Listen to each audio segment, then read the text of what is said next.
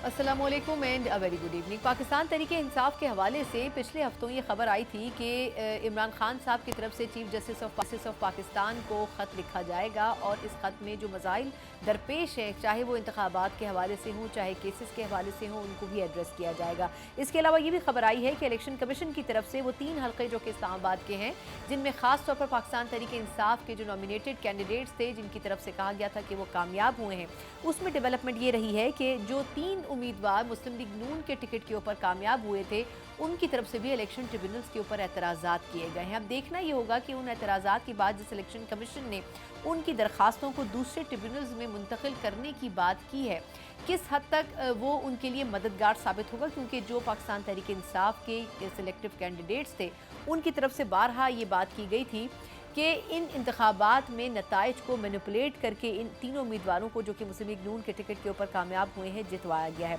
इन दोनों हवालों से बात करने के लिए और ख़ास तौर पर इमरान खान साहब की तरफ से जो चीफ जस्टिस को ख़त लिखा जाना है, इस हवाले से भी ये खबरें आ रही हैं कि अब इसमें यह तय किया जाएगा कि आया मुज़ाकरात करने हैं तो वो चाहे हुकूमत से करने हैं या फिर इस्टेब्लिशमेंट से करने हैं, ये भी वाज़ेह हो जाएगा, लेकिन दीगर भी जो इशूज़ हैं उनको एड्रेस करने की कोशिश की जाएगी। लेकिन असल में ये ख़त लिखा कब जाना है, इसी हवाले से और इसके मंदरजात मज़ीद क्या होंगे, इस पर बात करने के लिए मेरे साथ मौजूद हैं पाक इंसाफ के खुसूसी तर्जुमान रऊफ़ हसन साहब। रऊफ़ साहब से बहुत शुक्रिया आपके कीमती वक्त के लिए।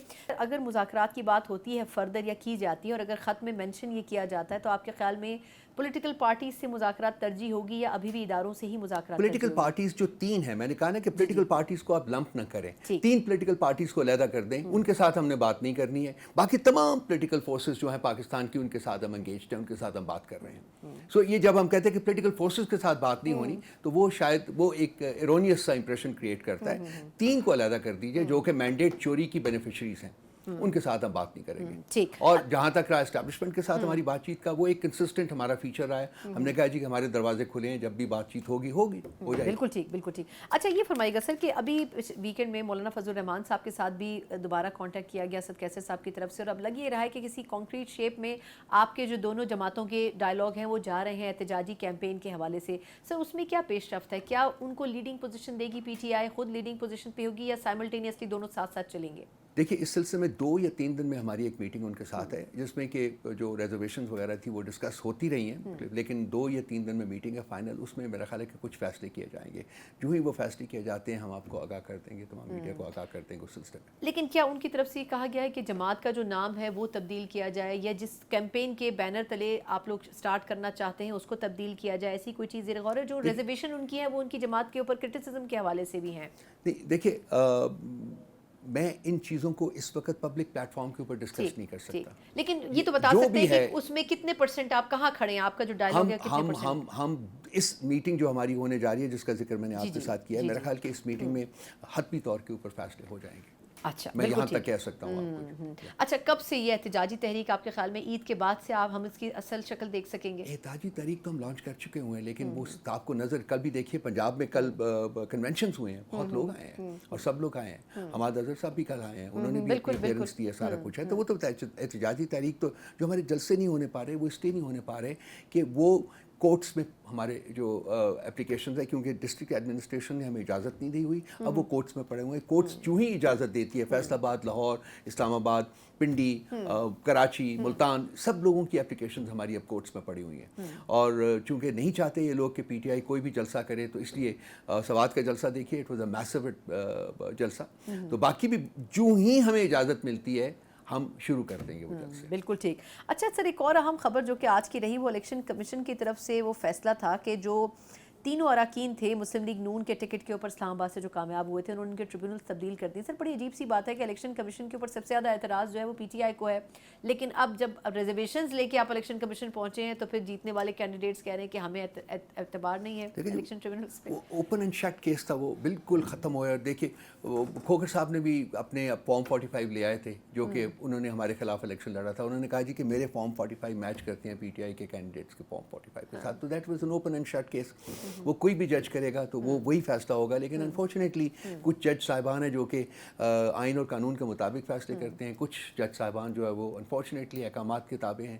تو اس لیے اب میرا خیال ہے کہ اس قسم کے جج سے وہ احکامات کے تابع جج کی طرف جو ہے وہ سفر طے کیا آپ کے خیال میں جو ریٹائر ججز کی انڈکشن ہے وہ اسی وجہ سے کی گئی ہے؟ ہاں بالکل بالکل بالکل ایگزیکٹلی ٹو مینیپولیٹ ڈیسیشنز. پہلے انہوں نے آروز کیے جوڈیشری سے, سوری ایگزیکٹو سے, اور وہ آروز کو انہوں نے مینیپولیٹ کیا اور اپنی الیکشن ریزلٹس اپنی پسند کے لیے. اب وہ یہ ججز جو ہیں ریٹائرڈ ججز کو کریں گے اور پھر دوبارہ سے فیصلے جو ہیں اپنی پسند کے لیں گے. تو یہی ایک موٹیو ہے اور تو کچھ بھی نہیں. لیکن سر جس طرح الیکشن کمیشن کے جو ہمارے جو چیف تھے انہوں نے بھی 1-2 روز پہلے یہ گفتگو کی اور انہوں نے کہا کہ جو آروز تھے وہ کمپرومائز تھے, ان کے اوپر وہ اس اسٹینڈرڈ کے اوپر ان کی گفتگو کا مقصد یہ تھا کہ پورا نہیں اترتے تھے. خود الیکشن کمیشن بھی ان سے سیٹسفائیڈ نہیں تھا. تو اب اتنے مہینے کے بعد آ کے یہ بات کرنا کہ وہ خود بھی الیکشن کمیشن کے معیار پہ اس طرح پورا نہیں اترتے تھے, تو یہ کس چیز کی نشاندہی ہے؟ یہ خیر آپس میں یہ ایک دوسرے کی تکا بوٹی کریں گے, کرنے دیں, یہ دونوں سب چور ہیں. بالکل ٹھیک. اچھا مطلب اندازہ کریں اب سب سے بڑا جو چور ہے جس نے الیکشن ایکچولی چرایا ہے, جو کہ چیف الیکشن کمشنر ہے, وہ اس قسم کی گفتگو کر کے مجھے کمال کر لیجیے. بالکل ٹھیک. اچھا سر یہ گنڈا پور صاحب کے حوالے سے میں, کیونکہ وقت تھوڑا سا کم ہے میرے پاس, لیکن یہ گنڈا پور صاحب نے ویسے تو سوات کے جلسے میں بڑی انہوں نے ہارڈ ہٹنگ گفتگو کی ہے, لیکن آپ کو لگتا ہے کہ وہ اب جس طرح تقریباً 90 سے زیادہ ترقیاتی منصوبے ان کے روک لیے گئے ہیں, تو اگر وہ اسی قسم کی ٹون میں چلتے رہیں گے تو بڑا مشکل ہوگا کے پی میں ڈیلیور کرنا ان کے لیے as a CM? Facts تو پتہ چلنے چاہیے نا لوگوں کو کہ کس کی وجہ سے روک رہے ہیں منصوبے, عوامی بھلائی کے منصوبے. وہ علی امین گنڈا پور صاحب کی کوئی ذاتی بینیفٹ نہیں تھا, وہ عوامی بھلائی کے منصوبے ہیں. اور وہ اگر فیڈرل گورنمنٹ نے روکے ہیں تو کم از کم عوام تک تو بات پہنچنی چاہیے نا کہ جی کون ہے کلپریٹ, یہاں کون روک رہا ہے ان کی بھلائی کے منصوبے جو کہ پروونشل گورنمنٹ نے اپنے بجٹ میں شامل کیے ہوئے. اچھا چلتے سر لاسٹ پوائنٹ وہ یہ کہ ٹویٹ کے حوالے سے ایف آئی اے کی طرف سے انکوائر کیا گیا خان صاحب کے ساتھ اور گفتگو بھی کی گئی. آپ کے خیال میں جو سٹانس خان صاحب کا تھا وہ تو یہ تھا کہ میں اون تو کرتا ہوں لیکن obviously میں خود ٹویٹ نہیں کر سکا, پھر آپ بھی اس پہ اسٹیٹمنٹ دے چکے ہیں.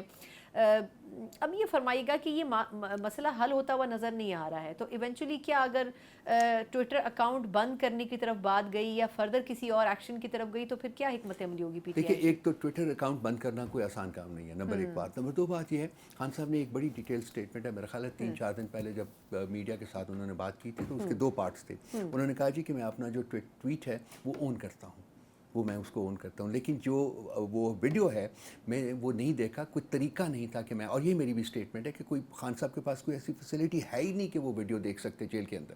انہوں نے کہا ہے کہ اگر اب دکھایا, انہوں نے ایف آئی اے نے جب گئے ہیں بات چیت کرنے تو وہ ویڈیو دکھایا ان کو, انہوں نے کہا اب میں نے دیکھا ہے اور اگر میں پہلے دیکھتا تو اس میں کچھ معمولی تبدیلیاں کرتا. یہ ان کی پوری اسٹیٹمنٹ ہے. That is where it rests today. اب دیکھتے ہیں کہ آگے کیا ہوتا ہے. بہت بہت شکریہ رؤف حسن صاحب, وقت کی کمی کے باعث باقی گفتگو نہیں سکیں گے. ایک مختصر وقفہ, اس کے بعد نون لیگ کا سیاسی بیانیہ کیا ہو سکتا ہے, ممکنہ صورتحال کے اوپر جانیں گے ایک بریک کے بعد. بریک کے بعد ایک بار پھر آپ کو خوش آمدید کہتے ہیں. جہاں حکومت کے اوپر بے تحاشا اور بے جا تنقید بھی کی جاتی رہی ہے, وہیں کچھ ایسے بھی پیش رفت ہیں جس کے اوپر اگر نہ صرف پذیرائی نہ کی جائے تو پھر یہ بھی زیادتی ہوگی. تقریباً 4 سال کا سفر کرنے کے بعد اس وقت کی حکومت نے شرح سود کو 22 سے 20.5% کر دیا. یقیناً یہ بھی ذہن میں رکھنا چاہیے کہ آئی ایم ایف کی طرف سے بارہا اس بات کے اوپر فوکس کیا گیا کہ شرح سود میں کمی نہیں کی جائے, لیکن اب دیکھنے میں یہ آ رہا ہے کہ مہنگائی کا زور جب ٹوٹنا شروع ہوا ہے تو اس کے بعد شرح سود میں بڑی واضح جو گراوٹ ہے وہ دیکھنے میں آ رہی ہے اور اس کا فائدہ بھی یقیناً عوام تک پہنچنے کے ثمرات یقیناً نظر بھی آئیں گے. لیکن یہ بھی اب دیکھنے سے تعلق رکھتا ہے کہ خود شہباز شریف صاحب کی حکومت کے حوالے سے جو اس وقت چین اور دیگر ممالک کے دورے کر کے وطن واپس پہنچ چکے ہیں, آیا آئی ایم ایف سے مذاکرات سے پہلے دوست ممالک سے کیا کچھ پاکستان کے حق میں آ سکتا ہے, کیونکہ ابھی صحیح اور حتمی طور پر کسی بھی منصوبے کے حوالے سے بات کھل کر نہیں کی گئی ہے. کیا کچھ ایجنڈے کے اوپر شامل ہو سکتا ہے اور پائپ لائن میں معاشی جو تبدیلیاں ہیں وہ کرنے کے لیے کیا کچھ آپشنز موجود ہیں, اسی کے اوپر بات کریں گے. اور سے بات کرنے کے لیے مسلم لیگ رہنما اور سابق وفاقی وزیر خرم دستگیر صاحب ہمارے ساتھ موجود ہیں. خرم صاحب بہت شکریہ سر آپ کے قیمتی وقت کے لیے. سر یہ فرمائیے گا کہ اب تو یہ سامنے بھی آ گیا کھل کر کہ آئی ایم ایف کی طرف سے بڑا امفسائز کیا جا رہا تھا کہ 22% سے کم نہیں ہونی چاہیے شرح سود, لیکن اب 20.5 پر تو کر دی گئی ہے. لیکن آپ کو لگتا ہے کہ اس 1.5% کی گراوٹ سے بہت بڑا فرق پڑتا ہوا نظر آئے گا؟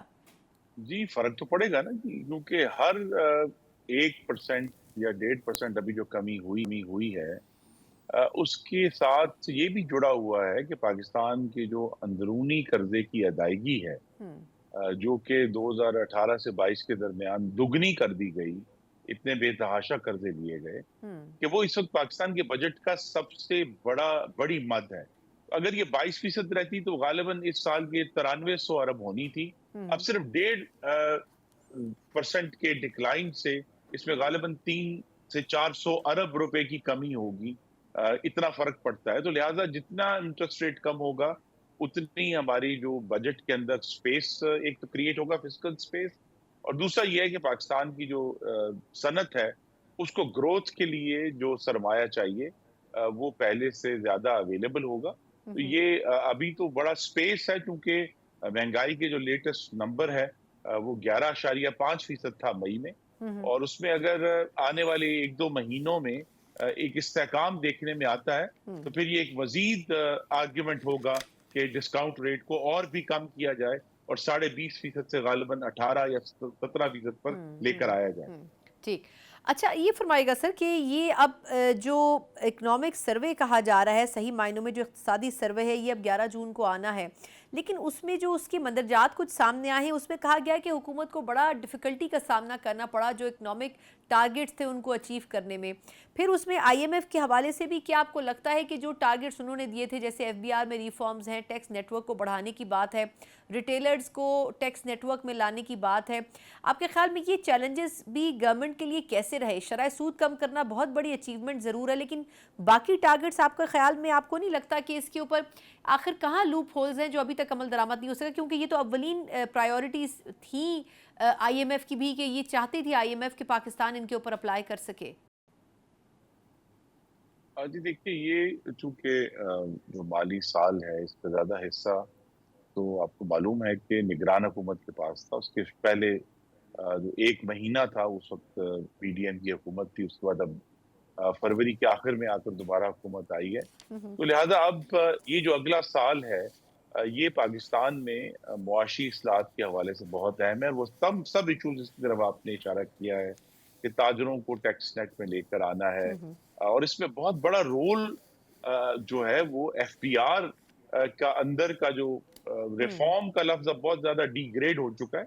FBR के अंदर जो सोच है कि हमने किस तरह अवाम से टैक्स इकट्ठा करना है और किस तरह अवाम का इत्मीनान FBR पर बहाल किया जाए ताकि जो है वो अवाम ज्यादा से ज्यादा टैक्स दें, और उनको ये हमें अंडरस्टैंडिंग देना कि वो जो टैक्स देंगे उसके बाद उनके ऊपर कोई लामहदूद इंक्वायरी शुरू नहीं हो जाएगी, उनका कोई ऑडिट शुरू नहीं हो जाएगा। तो ये इत्मीनान देकर ही ये टारगेट अचीव किए जा सकते हैं, और उसके लिए शहबाज शरीफ साहब के सामने बहुत सारे चैलेंजेस में ये भी चैलेंज है कि वो किस तरह एक बड़े प्रोग्रेसिव चेयरमैन FBR को लेकर आए। ऑलरेडी बड़े अच्छे लोग, अब वजीर खजाना भी बड़े बालिग नजर आदमी हैं, उनके साथ जो वजीर मुमलिकत है खजाना के वो भी बड़े बालिग नजर और पढ़े लिखे लोग हैं, सारे लोग वहाँ मौजूद हैं। तो लिहाजा इन सब के लिए चैलेंज ये है कि थोड़ा सा पाकिस्तान की जो मुआशी और अमूमी हालात को देखते हुए इस्लाहात को डिजाइन करें, क्योंकि वाशिंगटन में लिखी गई ये इस्लाहात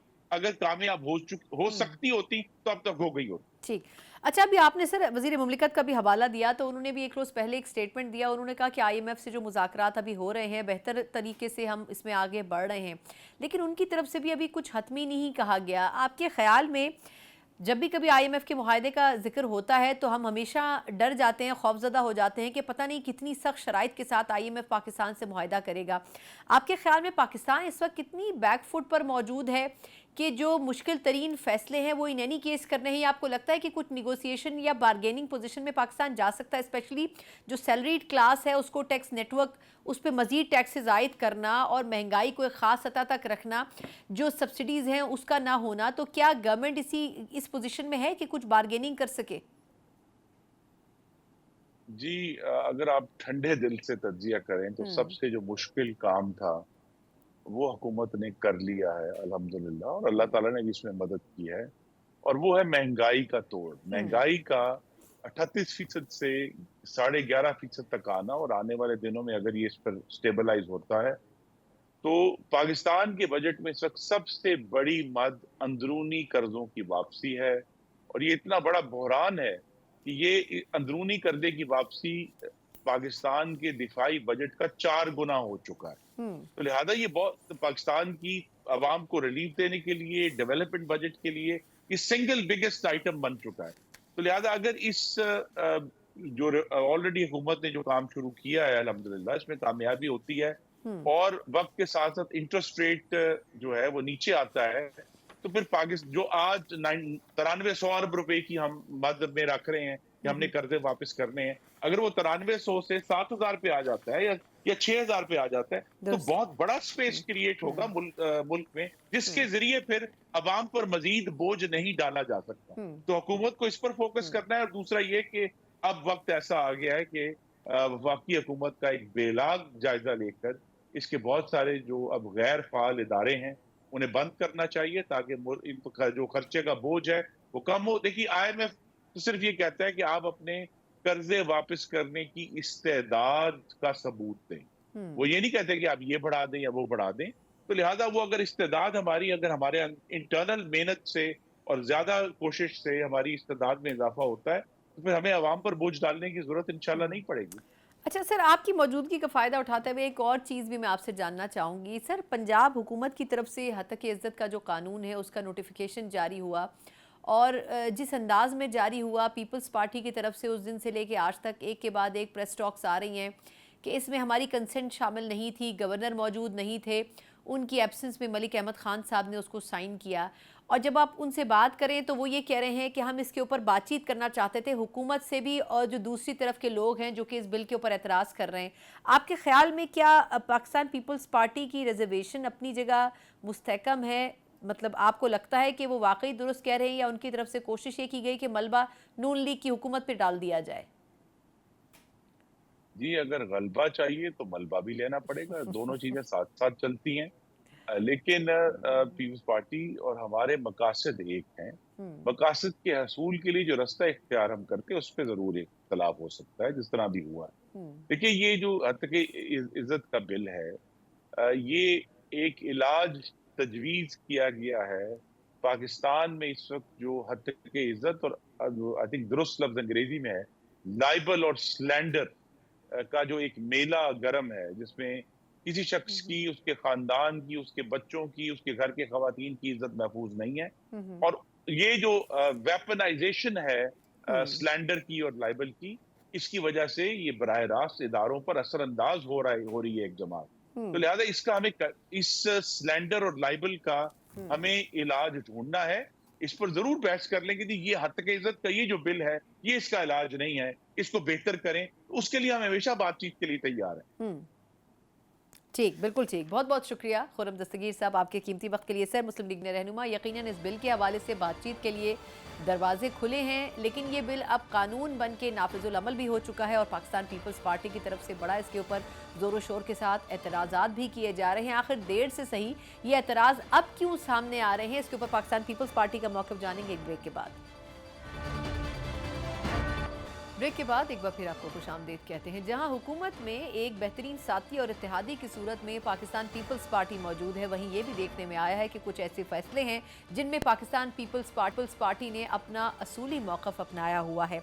हतक इज़्ज़त का जो कानून है, इसका गज़ट नोटिफिकेशन जारी तो कर दिया गया है, लेकिन पीपल्स पार्टी ने इसके ऊपर अपने तहफ़्फ़ुज़ात का भी इज़हार किया है और गवर्नर की अदम मौजूदगी में जिस तरह और जिस अंदाज में इसके ऊपर दस्तखत किए गए हैं वो भी अपने आप में एक सवालिया निशान है। यकीनन पाकिस्तान पीपल्स पार्टी ने इसके ऊपर एतराज़ किया है, मुतादिद रहनुमा उस पर खुलकर बात कर चुके हैं और ये कहा जा रहा है कि यकीनन सहाफ़ती बरादरी के हवाले से ये कोई अच्छा कानून नाफिज नहीं किया गया और सहाफ़ती तंजीमें इसके ऊपर पहले ही अपनी रिजर्वेशंस का इजहार कर रही हैं। लेकिन ज़ुबानी जमा खर्च के अलावा खुद पाकिस्तान पीपल्स पार्टी ग्राउंड वर्क में किस तरीके से इसको आगे लेकर चलेगी, इसी के ऊपर बात करने के लिए हमारे साथ मौजूद हैं पाकिस्तान पी के सीनियर रहनुमा भी हैं और जनरल सेक्रेटरी वसी पंजाब हमारे साथ मौजूद हैं हसन मुर्तज़ा साहब। हसन साहब, बहुत शुक्रिया सर आपके कीमती वक्त के लिए। सर, ये फरमाइएगा कि बड़े वोकल होकर पाकिस्तान पीपल्स पार्टी ने इस बिल पर एतराज़ किया, गवर्नर साहब मौजूद नहीं थे, कायम मकाम गवर्नर साहब ने, मलिक अहमद खान साहब ने इसके ऊपर दस्तखत कर दिए। अब ये फरमाइएगा कि इतनी उजलत की आपके ख्याल में क्या वजह नज़र आई? क्या गवर्नर ने क्लियर मैसेज दिया था कि मैं इस बिल पे दस्तखत नहीं करना चाहता, या उनको पता ही नहीं था और उजलत में सिर्फ ये काम किया गया है? बहुत शुक्रिया जी। देखें, इसमें काफ़ी सारी ऐसी चीज़ें हैं जो पाकिस्तान पीपल्स पार्टी समझती है कि ये कबल अज़ वक्त हमें डिस्कस करनी चाहिए थी, जब ये बिल ड्राफ्ट हो रहा था या जब ये तजवीज़ आई और इसकी ज़रूरत ضرورت محسوس کی گئی کہ یہ قانون سازی ہونی چاہیے تو پیپلز پارٹی کو اس وقت آن بورڈ لے کر فیصلے کرنے چاہیے تھے. پھر اس کی ڈرافٹنگ کے دوران ہونا چاہیے تھا. بڑا سینسٹیو معاملہ ہے یہ. پاکستان پیپلز پارٹی کے جو بنیادی اصول ہیں یہ ان کے خلاف ہے کہ کوئی بھی اظہار رائے پہ جو پابندی یا قدغن ہے وہ پیپلز پارٹی نے کبھی بھی اس کو سپورٹ نہیں کیا. چاہے پیپلز پارٹی کو خود میڈیا ٹرائل ہونا پڑا, چاہے پیپلز پارٹی کی کردار کشی کی گئی, چاہے پیپلز پارٹی کی قیادت کی کردار کشی کی گئی, ذاتی زندگیوں پہ حملے کیے گئے, لیکن پاکستان پیپلز پارٹی نے اس چیز کو کبھی بھی برداشت نہیں کیا کہ وہ اظہار رائے پہ جو پابندی ہے وہ لگا دی جائے. تو یہ قانون جو بن رہا تھا اس میں کچھ صحافتی تنظیموں کا یا ہمارے صحافتی کارکنوں کا جو خیال ہے وہ بالکل درست ہے کہ کوئی بھی جرم ہونے سے پہلے صرف انصاف حصول کے لیے بھی اگر ایک مختص شدہ رقم جمع کروا کے آپ کو پھر انصاف ملے گا, پیپلز پارٹی اس کے حق میں کبھی بھی نہیں رہی. اور اس طرح کے اور کئی کلوزز ہیں. تو پیپلز پارٹی نے اس بات سے اصولی اختلاف کیا کہ یہ ہماری مرتضیٰ صاحب قطع کلامی کی معذرت, مگر مجھے یہ فرمائے گا کہ اگر قائم مقام گورنر نے دستخط کر دیے ہیں تو یہ فرمائے گا کہ بل کیا پہلے سے ہی گورنر ہاؤس میں موجود تھا یا ان کی ایبسنس میں بھجوایا گیا؟ گورنر صاحب کے پاس اگر پہلے سے تھا تو کیا وہ اعتراضات نہیں لگا سکتے تھے اس کے اوپر؟ وہ ایکچوئل سینیریو کیا تھا اگر آپ مجھے بتا سکیں. دیکھیں جی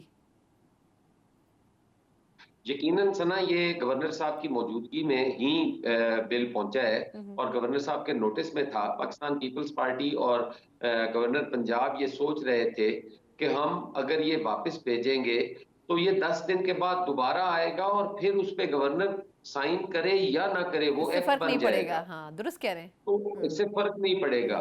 تو پیپلز پارٹی یہ چاہتی تھی کہ تمام سٹیک ہولڈرز کو آن بورڈ لیا جائے, اس میں ہماری جو جوائنٹ ایکشن کمیٹی ہے وہ بھی ہو, دیگر صحافتی تنظیمیں جو ہیں ان کی رائے بھی لی جائے, ان کی امینڈمنٹس لی جائے اور حکومت کو بھی بلایا جائے. حکومت کے ساتھ بیٹھ کے ان جو امینڈمنٹس آئیں ان میں سے جو قابل عمل ہیں وہ اس بل کے اعتراض کے ساتھ لگا کر بھیجیں تاکہ وہ امینڈمنٹس ہو کر واپس آئے اور پھر یہ بل ہو جائے. اس میں پیپلز پارٹی کی یہ نیت ہرگز نہیں تھی کہ ان کی عدم موجودگی میں یہ پاس ہو جائے, کیونکہ یہ بل تو اگر گورنر واپس نہیں بھی بھیجتے تو 10 دن کا فرق پڑتا تھا, اس سے زیادہ کا فرق تو نہیں پڑنا تھا. اگر واپس چلا جاتا اور حکومت دوبارہ بھیج دیتی تو گورنر کے پاس تو کوئی اختیارات ایسے نہیں تھے کہ اس لیجسلیشن کو نہ مانا جائے. تو پیپلز پارٹی پازیٹیو سوچ کے ساتھ بڑھ رہی تھی کہ ان امینڈمنٹس کو ہم کروا کے متفقہ طور پہ بھجوائیں تاکہ دوبارہ جب بل آئے تو یہ امینڈمنٹس ہوئی ہو. اس وجہ سے وہ ہوا ہے اور اس کو اب کچھ لوگ ہمارے جو ہے جو پیپلز پارٹی کی کریکٹر اسیسینیشن کرتے رہے اور سارا کچھ کرتے رہے وہ اسی مائنڈ سیٹ کے ہیں. وہ آج بھی پیپلز پارٹی کو اس کا گنہگار ٹھہرا رہے ہیں. نہ بل ڈرافٹ کرنے والوں کی ذمہ داری ہے, نہ بل کمیٹی کو بھیجنے والوں کی ذمہ داری ہے, نہ بل ٹیبل کرنے والوں کی ذمہ داری ہے, نہ بل پاس کرنے والوں کی ذمہ داری ہے, نہ گورنر کے سائن کرنے کی ذمہ داری ہے. اچھا ایک اور وضاحت مجھے کیجئے گا. لوگ ظاہر سی بات ہے تنقید یقیناً پیپلز پارٹی پر کر رہے ہیں, لیکن یہ بھی کریڈٹ ہے پیپلز پارٹی کا کہ 2008 سے 13 میں جتنی آزادی صحافت میں تھی وہ آگے آنے والے ادوار میں نظر نہیں آتی ہے, تو اس میں بھی کوئی دو رائے نہیں ہے. لیکن سر یہ بتائے گا کہ یہ جو ایبسنس والا ایک ڈرامہ مظاہر لوگ جس کو مینیپولیٹ کر رہے ہیں پیپلز پارٹی کے نام پہ, لوگ یہ بھی کہہ رہے ہیں کہ ابھی کچھ وقت پہلے, کچھ ہفتے پہلے نیب کے حوالے سے امینڈمنٹس کی گئی اور پھر الیکٹورل جو ریفارمز ہیں, الیکٹورل سسٹم ہے اس کے حوالے سے ریفارم کی گئی جس میں ججز, ریٹائرڈ ججز کی تعیناتی کی گئی. اس وقت بھی صدر صاحب موجود نہیں تھے اور قائم مقام صدر جو کہ چیئرمین سینٹ تھے انہوں نے دستخط کیے, وہ بھی پیپلز پارٹی سے تھے. تو آپ کے خیال میں وہ بھی کیا وہ جو کرٹیسزم اس وقت پیپلز پارٹی پہ ہو رہا ہے کہ صدر صاحب کو ہٹا کے گیلانی صاحب نے دستخط کر دیے, وہ کس کانٹیکس میں پھر ہوا؟ کیونکہ وہ دونوں بلز آرڈیننسز بڑے امپورٹنٹ تھے. جی سر. دیکھیں یہ تو دو مختلف چیزیں ہیں نا. نہیں بالکل ہے, میں اس پہ آپ کی رائے جاننا چاہ رہی ہوں. میری سنیں نا, یہاں پہ دستخط پیپلز پارٹی کے گورنر نے نہیں کیے, یہاں پہ دستخط جو ہے وہ قائم مقام گورنر صاحب جن کا تعلق پی ایم ایل این سے ہے انہوں نے کیے ہیں. یہاں پہ اور صورتحال ہے. وہاں پہ پیپلز پارٹی کے پریزیڈنٹ تھے, وہ موجود نہیں تھے, انہیں علاج کے لیے بیرون ملک جانا تھا, وہ گئے ان کے بعد بھی پیپلز پارٹی کے چیئرمین سینٹ تھے جنہوں نے وہ کیے، یعنی تو اس میں تو وہ یعنی پیپلز کنسنٹ پارٹی تھی، ہی کر رہی ہے نا، کنسنٹ تھی، چاہے ٹھیک، وہ پریزیڈنٹ آصف علی زرداری صاحب کریں یا قائم مقام پریزیڈنٹ جناب یوسف رضا گیلانی صاحب ٹھیک کریں، ٹھیک، تو وہ تو پیپلز پارٹی کر رہی ہے، وہ تو پیپلز پارٹی اس سے تو نہیں بھاگ سکتی کہ جی وہ انہوں نے نہیں کیے اور انہوں نے کر دیے ہیں، بالکل ٹھیک، وہ اور اس میں بڑا فرق ہے۔ دیکھیں یہاں پہ جو چیز قابل غور ہے وہ یہ ہے کہ پاکستان پیپلز پارٹی پہ جتنا بھی الزام لگا لیا جائے نا، اس پہ یہ کہا جا سکتا ہے کہ ہمیں محسوس ہوتا ہے کہ یہ میوچل انڈرسٹینڈنگ کے ساتھ ہوا ہے، یہ پیپلز پارٹی نے نہیں کیا، اس میں کوئی دو رائے نہیں ہے۔ تو جو میوچل انڈرسٹینڈنگ ہے کیا وہ اتنی میوچل تھی کہ پی ایم ایل این نے سب کچھ کیا ہے اور پیپلز پارٹی کو صرف فیس سیونگ کے لیے وہ ٹائم دے رہے تھے کہ وہ فیس سیونگ کر لیں اور کر ہم سارا کچھ لیں گے؟ صحیح، یہ افواہ پھیلا رہے ہیں یہ وہی لوگ ہیں جنہوں نے آصف علی زرداری صاحب کی ذاتی زندگی پر بھی حملے کیے، روزانہ کی بنیاد پہ وہ عجب کرپشن اور غضب کہانی کے غضب کرپشن اور عجب کہانی والا جو ایک ڈرامہ رچایا جاتا تھا، یہ وہ لوگ ہیں، یہ وہ لوگ ہیں جو ان کی ذاتی زندگی سے لوگوں کو جوڑا کرتے تھے، یہ وہی مائنڈ سیٹ ہے جو آج یہ بات کر رہا ہے اور اس کا کام صرف اور صرف پیپلز پارٹی کو گنہگار ٹھہرانا، اس کی جو امیج ہے اس کو خراب کرنا، پرسیپشن اچھا قائم کرنی حسن مرتضیٰ کہ صاحب، پیپلز سر پارٹی اچھے مجھے لوگ نہیں ہے۔ جی سر مجھے ایک سوال کی اجازت دیں سر، میری ایک سیکنڈ جی سر، ایک سیکنڈ اگر مجھے دے دے، جی سر، پیپلز پارٹی صحافیوں کے ساتھ ہے، صحافی ہماری ہر جدوجہد کا ہراول دستہ رہے ہیں، ہم صحافیوں کو تنہا نہیں چھوڑ سکتے، ہم اپنے بھائیوں کے ساتھ، یہ ہماری فیملی ہے۔ بی بی کا یہ ویژن تھا کہ ہم ہر صورت جو ہے وہ آزادی رائے کے لیے جدوجہد کرتے رہیں گے، ہم کیسے اس ویژن سے پیچھے ہٹ سکتے ہیں؟ بالکل ٹھیک۔ اچھا سر مجھے ایک آخری سوال بس آپ سے یہ کرنا ہے کہ اب پیکا آرڈیننس بھی اس وقت انڈر کنسیڈریشن ہے حکومت کے، اور یقیناً وہ بھی صحافتی جو ایشوز ہیں ان کا احاطہ کرتا ہے، تنقید اس کے اوپر بہت ہوتی رہی، نون لیگ کے دور میں، پاکستان تحریک انصاف کے دور میں اس کے اوپر کام بھی ہوتا رہا ماضی میں، اب سوشل میڈیا کے اوپر بھی کہا جا رہا ہے کہ تھوڑی سی اس کی ریسٹرکشنز بھی آ رہی ہے جو وفاق کرنے جا رہا ہے، تو اس پر اب اوورآل پیپلز پارٹی کی کیا کنسنٹ ہوگی پیکا آرڈیننس کے حوالے سے بھی اور جو سوشل میڈیا کے حوالے سے قانون سازی کی جا رہی ہے؟ دیکھیں میں سمجھتا ہوں کہ یہ دونوں جماعتیں میرا خیال ہے آزادی رائے پہ بالکل ایک ہی نظریہ رکھتی ہیں، ایک ہی ان کے خیالات اور سوچ ہے، کیونکہ اس قسم کے قوانین تحریک انصاف نے بھی اپنی حکومت میں بنانے کی کوشش کی، یہی قوانین آج پی ایم ایل این کی حکومت میں بن رہے ہیں، تو میں سمجھتا ہوں کہ یہ اس معاملے پہ ایک پیج پر ہے، پاکستان پیپلز پارٹی اس کا حصہ نہیں ہے، پاکستان پیپلز پارٹی اب بھی اپنی مشاورت کر رہی ہے کہ اس میں ہمارا رول واضح ہونا چاہیے اور ہمیں اپنے صحافی بھائیوں کے ساتھ کھڑے ہونا چاہیے، انشاءاللہ تعالیٰ کچھ دنوں میں یہ چیز کلیئر ہو جائے گی اور وہ لوگ جو آج یہ پروپوگنڈا کر رہے ہیں وہ خود اس پہ پشیمان ہوں گے۔ ٹھیک، بہت بہت شکریہ حسن مرتضیٰ صاحب، general secretary party central Punjab ہمارے ساتھ موجود تھے۔ یقیناً پاکستان پیپلز پارٹی کا خاص طور پر حقیق عزت کا جو قانون ہے اس کے اوپر تو بڑا واضح موقف سامنے آیا ہے کہ وہ اس میں شامل نہیں تھے جس طرح اور جس انداز میں دستخط کیے گئے، لیکن اب دیکھنا یہ ہے کہ آگے آنے والے کچھ ہفتوں میں مزید جو قانون سازیاں ہونے جا رہی ہیں، چاہے وہ سوشل میڈیا کے حوالے سے ہوں، چاہے وفاق میں پیکا آرڈیننس کے حوالے سے ہوں، یقیناً ان میں پاکستان پیپلز پارٹی کا موقف بڑا اہم کردار ادا کر سکتا ہے اگر تو ان سے بات چیت کی جائے، لیکن یہ بھی دیکھنا ہوگا کہ جو دوسرے حلقے ہیں، طبقہ فکر ہیں، ان کی اس حوالے سے ان قانون سازیوں کے اوپر کیا رائے ہے۔ اسی نوٹ کے ساتھ پروگرام سے مجھے اجازت دیجیے، اللہ حافظ۔